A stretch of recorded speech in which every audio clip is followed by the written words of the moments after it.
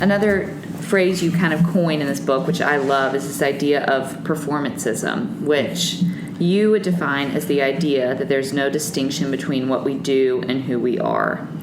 And obviously this is something that every human on the planet struggles with. But I think it's one of the biggest issues we see in teens today, this idea that what they do defines who they are. And so can you just talk a little bit more about what performancism is and how does the gospel meet us in the midst of our performancism? This is so funny you asked me this because just last night someone texted me a picture that like a famous rapper, I guess, had posted. It's an Instagram from Killer Mike. Oh. And it's of a window with a slogan in it. It says, "Oh man, your work ethic will determine your worth." Oh, that makes my stomach churn. And that is performancism. Right. That is performancism. And so it's not whistling Dixie. Everyone knows what you're talking about here. I think it's it's always been true. We've always wanted to be justified by our works. Justified by works of the law is the biblical language. So performancism, but it dominates.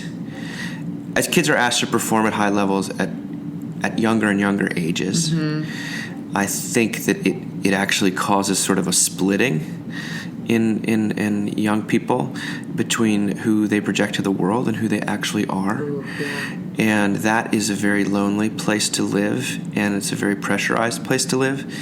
And this can happen within Christian circles, as we all know. There can be the person you present on Sunday or a youth group or to your youth minister, and then there's the person you are, online or with your friends or when no one's looking. Absolutely. And so you get these situations where there's young people who feel totally alone, and they feel like they start acting out in ways that they're not even aware of. So I think performancism runs really deep, and it runs deep in all levels of society, and it always has. But the way that technology has allowed things to escalate or amplify, where you're having, you're tutoring kids at 4 years old to get into $50,000 a year preschools. Right. That's the extreme end of it. But we have our other versions of it. Yeah. I find it to be a great opportunity for ministers of the gospel who are coming along with this message and saying that, actually, no, you are not the sum of your accomplishments. You are who God sees you to be. Absolutely. And who God has created you to be. And there's real freedom in that. And do you approach the world and your work and your school and your friends from love or for love? Yeah.